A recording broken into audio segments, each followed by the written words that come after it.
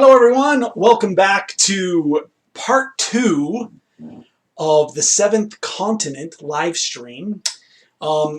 If you didn't catch the last episode, I was trapped on the opening island. This is where we stopped. There's a portion of the island with the submarine. If you haven't played this game before, there will be spoilers, so be sure to plug your ears if you, or don't watch this if you don't want to spoil the curse that we're playing, the Voracious Goddess. So I am on the second island of the, you can see the portion here. I've also changed up my little setup so that it's easier to see what's going on with the cards. Lessons have been learned. So hopefully everyone can see and hear okay.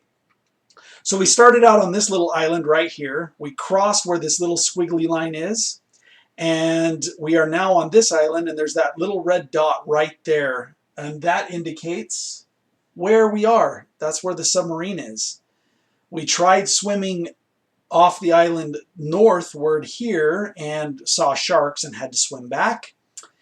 And then we came over here and we successfully swam, and it dropped us over here next to where we were, which is this little island here. So I have my deck saved. I'm going to get everything out and take it out of the save condition, and we will start playing right away.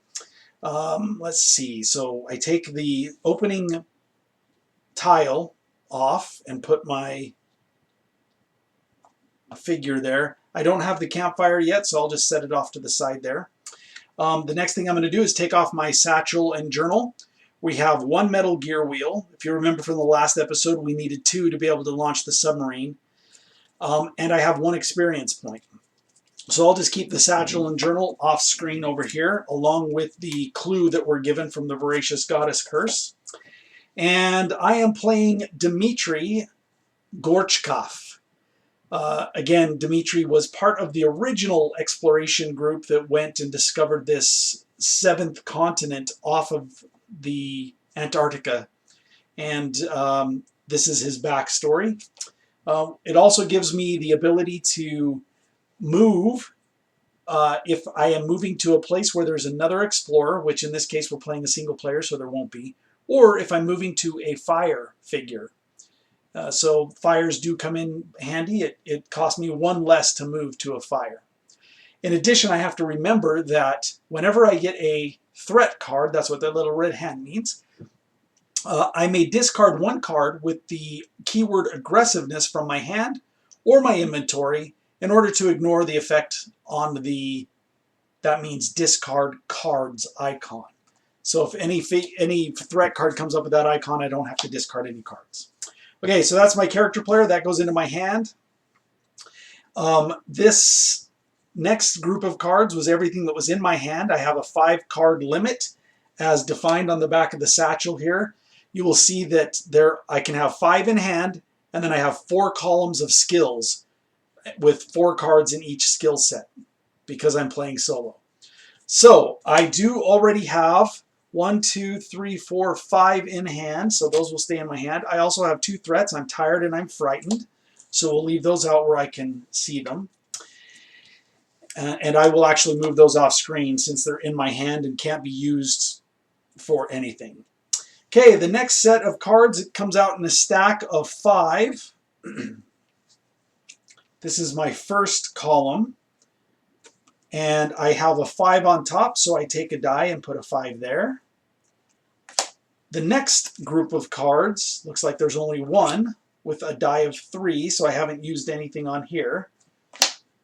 The next group comes out with 1, and there's only 1 card. And I have a 1, so I'll place a 1 there. And, all right. Looks like I only had 3 columns set up. If you remember from the last game, anybody can confirm that, and you will see that it is exactly the same. My action deck, unfortunately, only has 1 card left in it. My discard pile is all the remaining cards. So this could be a very quick stream. I may be dead within a matter of minutes, game over, start again, which we could do. However, we're going to try our very best to survive. Okay, so I'm back to this island. Again, I swam off the side, so let me point this out again. Excuse me. So on this card, we swam off this edge of the island right here where these cliffs are, these mountains. When we swam off, we came around to this side of the island where that little red dot is. And that is where we are right here. And let me give you a little close-up of this. So on this island, there was a submarine right here that's now submerged. I don't know if it went away. I don't know if it disappeared. I don't know what happened. There's some graves here where we can pray. There is something we can explore up here. I don't remember what the action was up here that we took, but we could go explore that and maybe swim off the island that direction. So nonetheless, this is where we are. And we have to decide how we're going to move forward. Okay, let the game begin. If you're not familiar with Seventh Continent, you can review my initial one, and I apologize for the horrible sound on that one. Lessons were learned, and hopefully this stream will make up for it. Okay, so if we draw one card, which would be my final card, we can explore, or I always forget what that, I think it's investigate. I think I have a little cheat sheet right here that tells me. Let's see. Go see or investigate. Yep, so that's what it is. You can see it right there. Go see or investigate. So, so we can investigate for the final card in the draw deck. But I don't know what else to do. So I think that's what I'm going to do. So we flip one card and got 0 successes, which is okay. It does not matter because we're not required to get any successes as indicated by that 0 in the star. So let's pull out 164. I have my cards off screen here so I can get to them fairly easily without interfering with the stream. Hope everyone's doing okay today. Hope you enjoy the stream. All right, let's see what this card says. You gaze upon the wide, endless ocean. The surf is rough and choppy, and the salty spray from the waves is enough to tell you that the water is freezing. This is not going to look good. All right, it looks like we have the chance to swim. Swimming away will certainly not be easy. On the other hand, if you stay here for more than a few days, you will likely die. Yeah, we're in this state of where we're getting ready to die. So, a couple things to note. That little red staircase right there indicates that every player in the game has to take this action. If you take it, that swim or sail, I have to draw 7 cards and get 11 successes. And if I do, then I read the box in white. If I don't pass with the 11 successes, then I have to read the box in black. So this one goes right here. I have 0 cards left in my draw deck. They are all in the discard pile, which means I am forced to draw 7 cards from the discard pile. If one card comes up with a curse, game over. But the only option I have right now is to try and swim for it. I may not get the 11 successes that I need, but I'm willing to take my chances. So, we're kind of at wit's end here. Oh, and we need to resolve this. I already have 5 cards in my hand. I don't necessarily need this. Oh, wait. Or do I? 1, 2, 3, 4, 5. Maybe I do want that.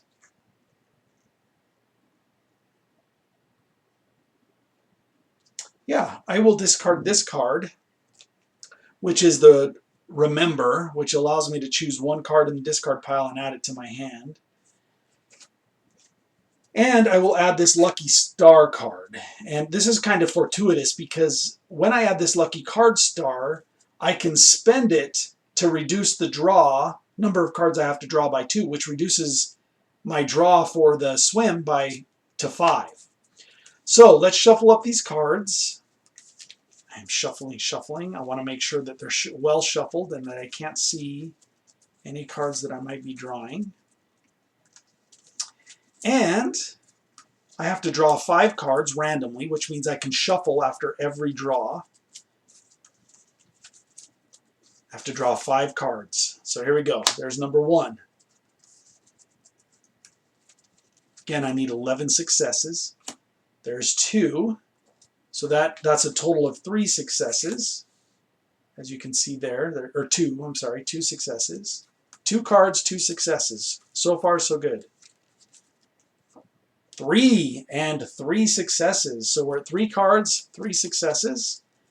I only need 2 more cards.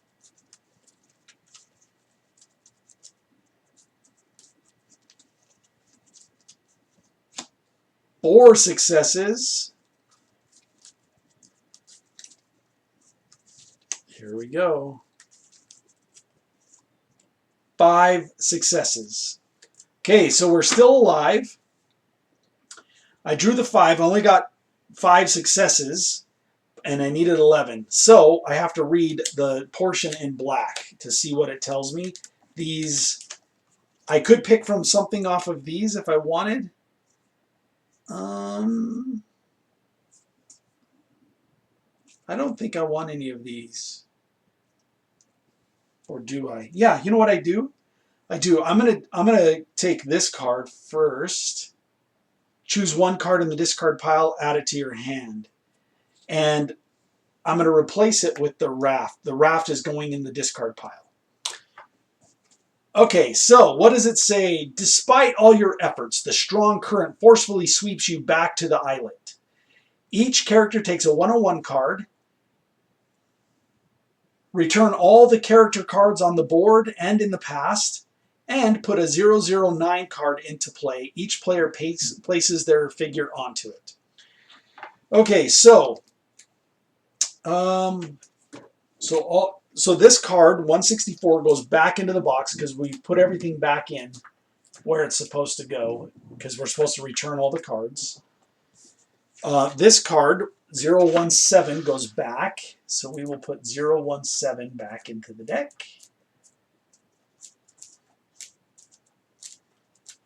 Hunting for cards can be very challenging. And we need a 009 card. Now, before I reveal this card, though, what I need to do is take a tired card, a 101. I already have a 101, so as you can see here. So what do I do? Well, great question. I draw a 101 card, and replace the one I have. So here's my new 101 card. I put the old one back and I reveal it. So I'm tired. This is the symbol that we were talking about. For every card I have that has a red hand, I have to discard 1 card. In this case, there are no cards in my deck. They're only in the discard pile, so I have to draw a card for every card. I think that's how that works. But I also have this frightened card, which has a red hand. And I also have my character card, which has a red hand, which means I have to draw 3 cards and not fail. I think that's how that's played. I can't remember. I can't remember if I have to draw or if I just avoid it because my deck is already depleted. I'm going to play it that my deck is already depleted, so there are no cards to draw. And if I'm playing it wrong, somebody can tell me. But that's how I'm going to play it. Okay, so card number 9 comes out into play. The ground is totally barren here. In fact, the only vegetation among your surroundings are clumps of red seaweed clinging to the rocks. Plumes of yellow smoke spurt from the ground from time to time, swirling around a dead seagull. Okay, so we are back in the middle of the island because I remember this card, and that totally bites. So essentially, we are starting over, but we are dead. I mean, in terms of... Oh, man, this bites. In terms of our deck, we have no cards to draw. We can only draw from the discard pile. Oh, man. Okay, so right off the bat, I can see here in the center, I can do 13 and it doesn't cost me any cards. I could also flip these cards if I want. If there's any mandatory actions, I would have to take them. If there are no mandatory actions, I don't have to take them. So maybe we can do that as well. So let's flip this side. Spider Bite. Oh, I must take this action. Okay, so here's the Spider Bite card. Your calf is itching uncomfortably. Examining it, you notice a nasty red spot. You must have been bitten by a spider, and you can only hope it has not laid eggs under your skin.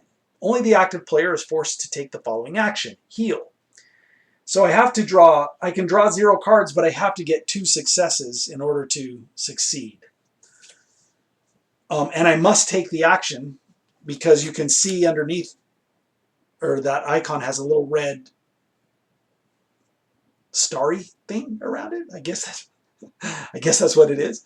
The red border around that plus icon, which stands for heal, means that I must take the action. Okay, so I need 2 successes.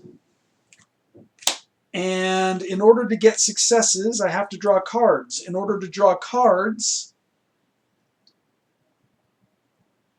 I have to draw from here, which means I run the risk of dying at any moment.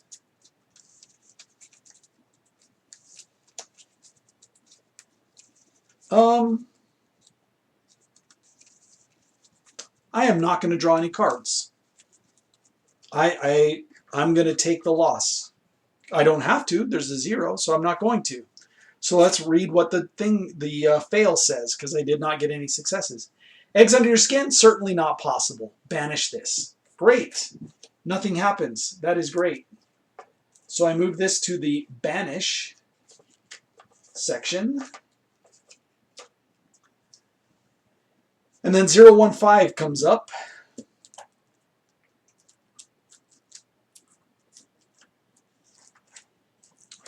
So I'm looking for 015. 015 says the terrain is split in 2 by a small bay. The waves break and crash loudly against the jagged rocks. Getting to the other side is not going to be an easy task. So again, this is swimming back towards the submarine that we found. If we decide to go that way. Let's go ahead and flip this one. Shimmering Mist. A ghostly colorful... Oh, let me put this here. This is interesting. I think this is an expansion card, maybe. Shimmering Mist. A ghostly colorful mist in the air. The phenomenon looks familiar to polar lights, but it is happening during daytime and at low altitude. If a weather card is already in play, so it's an astral mist. If a weather card is already in play, return it to the corresponding figure from the board. Put the astral mist figure into play on the card that will replace this. You know what? This is from an expansion. I don't know that we should be playing this card. Let's see. Excuse me for a moment. Let's see where it takes us, shall we? I have not experienced this expansion, but we're going to experience it right now together. How does that sound, huh? Yeah. Okay. Sorry for all the crinkle noise. Okay, so I am going to put... Oh, that doesn't hold up very well, does it? Now, does it? It's supposed to go something like...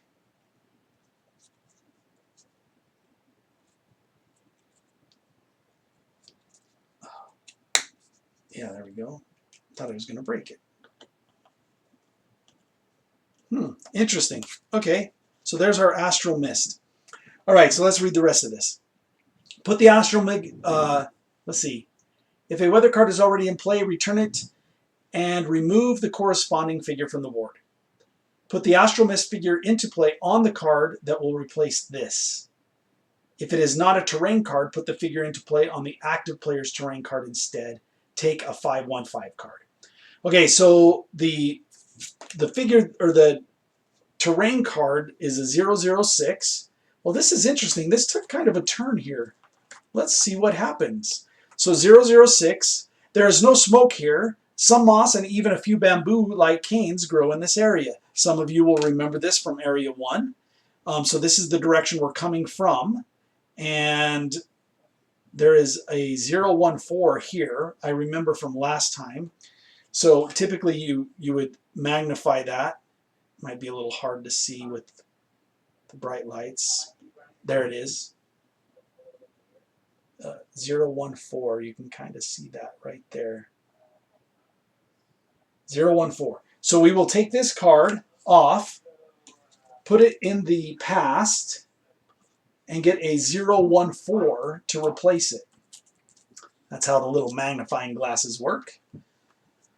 And again, you frighten a little crab and it scurries into a small hole hidden away among the weeds.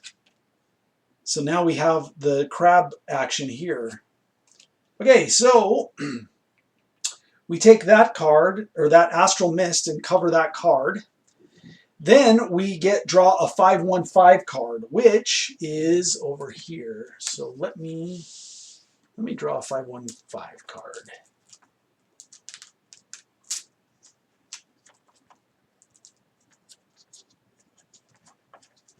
8, 9. I wish there was an easier way to do this, but unfortunately, if I plan ahead, then I know what's going on. Okay, so we have a 515 card, which says, a strange cloud made of gas and fine, colorful particles floats in the air. It seems to clear your mind, and your thoughts are more lucid than ever before. Astral Mist. Immediately, after one or more character figures leave the terrain card with the Astral Mist figure on it, take a 561 card. As long as the Astral Mist figure is in play, the following effects apply. Everywhere on the board. Wow, that's amazing. So thinking or thought, I guess that's what that little head icon stands for. Yeah, think or compose myself. And rest, the rest action, which is that hammock. During the skill step, one involved character may put one skill card from their hand on top of the action deck.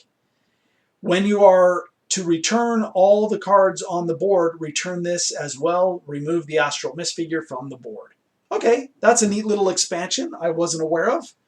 So I will add this to the map, or I guess off here to the side, so that we remember that immediately after one or more character figures leave the terrain card with the Astral Mist, which is this one, we take a 561. And anytime we take a rest action or a thought, think about it, compose myself action, which is indicated there, we can return one of our blue skill cards from our hand to the top of the deck. All right, okay. I think I am going to go investigate the crab hole. To move, it requires one action. And this is going to move me into the Astral Mist. Actually, before I move, I'm going to flip this other card at the risk of a mandatory action. Okay, Juvenile Rockworm. This is to the right here of the player board. Juvenile Rockworm. In the distance, you seem to notice a chubby worm-like shape crawling slowly on the ground. Put one Juvenile Rockworm figure into play on the card that will replace this. If it is not a terrain card, put the figure into play on the active player's terrain card instead. If no Juvenile Rockworm figure is available, move one that is in play to the active player's terrain card. Take a 484 card from the adventure deck if available. A 484 card. Okay, so, excuse me while I go off screen here. Oh, actually, I think they are in this box. More stuff coming out of the expansion. Give me 1 second. Yeah, there they are. As I drop them all over. Okay, sorry about that. All right. Oh, that's heavy. There's a lot of crap in this. Okay, so this is over here. Here's my little juvenile rockworm. So we'll set this off to the side so we remember. What I need to do is put the 010 card into play. Oh, this is starting to get exciting all of a sudden. Okay, 010, thick columns of yellowish smoke rise up from cracks in the volcanic rock. To the east, the peaks of a rocky cliff look down, mocking the ocean below. And this is what the terrain looks like. It looks like there's some little footprints down here. Let me take the magnifying glass and see if there's anything on this. I didn't see it last game, but maybe there is. It's hard to see with this magnifying glass with both eyes because it's so tiny. Yeah, I don't see any numbers anywhere. Okay, so this one comes into play. We put the little juvenile rockworm here, and we take a 484 card. Back to this box. Any guesses what 484 might be? Any at all? Nobody in the chat? No? Okay. Let's see what it says. 484. There is one available. A juvenile rockworm wriggles its smooth, slimy, and stocky body along the ground. Bum, ba, da, bum. Juvenile rockworm. When there is a juvenile rockworm figure on your terrain card, you may neither move to another terrain card nor save the game, but you can take one of the following actions. You can fight the juvenile rockworm, or you can do that lock action, which is what? What is that lock action? Offer, coax, or tame the juvenile rockworm. Okay, that's interesting. So we will put, so we will put the juvenile rockworm right there. This card goes into the past.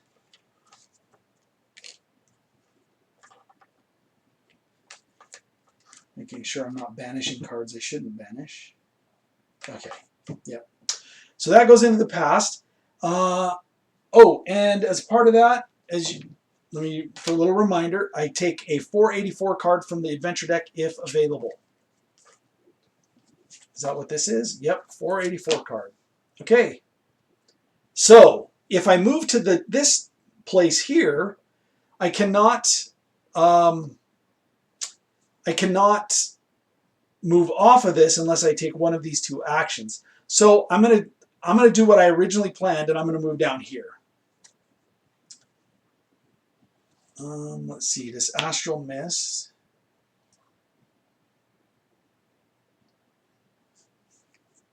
Okay, so I think this one comes off. Yeah, that was the one that comes off. Yep. Okay.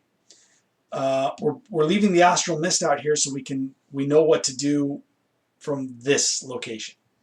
So I'm going to spend one here, which allows me to move. Again, I have to draw from the discard pile. If I get a curse, game over. So it's supposed to be random, so I will shuffle the deck. Oh my gosh, this is intense. Intense. Has nothing to do with camping, by the way. Hashtag free dad joke. Okay, so let's see what we got. Top card, bam, raft. Cool. We do not have to draw anymore. Oh, sorry, those go face up. And I will not keep that card. And I will move under the astral mist. So I am now under the astral mist. It doesn't bode well to have that there because you can't really see what's on the card. That's okay. It's covered by astral mist. You shouldn't be able to see that anyway. Oh, and I forgot. There is another one of these cards that come out here. So we will put that out there. Okay, so it doesn't cost anything to take the 016 action. So I think that's the card I'm going to grab and see what we have. I don't know if it was banished or not. We shall see. Nope. But it is a gold card, so the other one must be banished. You insert your arm into the hole again, but find nothing worthwhile. Okay, so if you remember, this is where I found the first gear for the submarine. You notice that the ground around the tunnel is loose and crumbling. You could easily dig it out and hide in there. All right. So there's that. So this also yields one success when hunting. So there is that option. I think I'm going to do something that doesn't require a draw card, and I'm going to flip this one. Repentance. Oh my goodness. Okay, Repentance. The caterpillar crawls towards a hole in the ground, unaware that jets of boiling hot steam are about to spurt from it. The active player must perform one of the following actions alone. Okay, so I can either take or handle, which is the first icon here at the top, the hand icon. It costs 0 cards and I need 0 successes. Or I can take this, which is the Pathfind Escape. It takes 0 cards and 0 success. Am I allowed to read the successful things? Or do I need to make a decision before I read those? I think I want to read them to see which one I want to do first. Because they're both successful. I think I'm going to take the top action.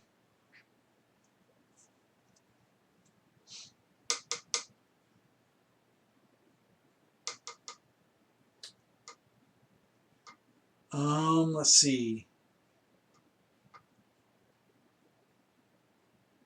Yeah, I think I can read those. So the first one, the top one is you gently pick up the caterpillar and place it back down. Away from the danger, draw a 003 card and banish this. Or natural selection, you may choose one card with the keyword aggressiveness in the discard pile and add it to your hand. You know, I don't really need any more. Oh wait, I only have 4 cards in my hand. Let's check out the draw deck and see if there's anything in here with aggressiveness that I would want. Ooh, okay. So I have my Fighting Fury skill card. For every 3 cards drawn during the cost step during a fight action, I have to discard that card, but I get a success. So that's an aggressiveness. You can see that here at the bottom where it says aggressiveness right here. Let's see. Here's another one. Knowledge is power. We're familiar with those if you remember from the last stream. War paint. The club. I don't know that I need any of those. Nope. I don't need any of the aggressiveness cards. Okay. So I'm going to take the top action and get a 003 and then banish it. So 003, we all know what that is if you're familiar with this game. So we get one of these cards. An event from your previous expedition comes to mind. Your team once spent a whole day making a stretcher to carry Emily Z. As a matter of fact, the closest trees were over 3 miles away from where he had broken his leg. Oh, that's Emile Z, not Emily. So we get 1 experience point. We will add that to our satchel. We will discard, we will banish this card, so it goes into the banish stack. Where are you banished cards? Right there. Then we add a 004 card.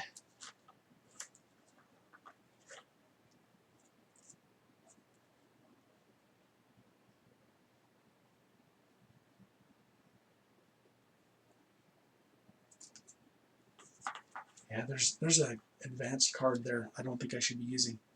Okay, 004. Progression in this direction is hampered by many jets of boiling steam. It seems you have to take a steep path to reach the ocean that you can see below.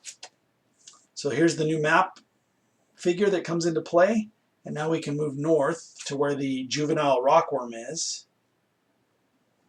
All right. Oh man.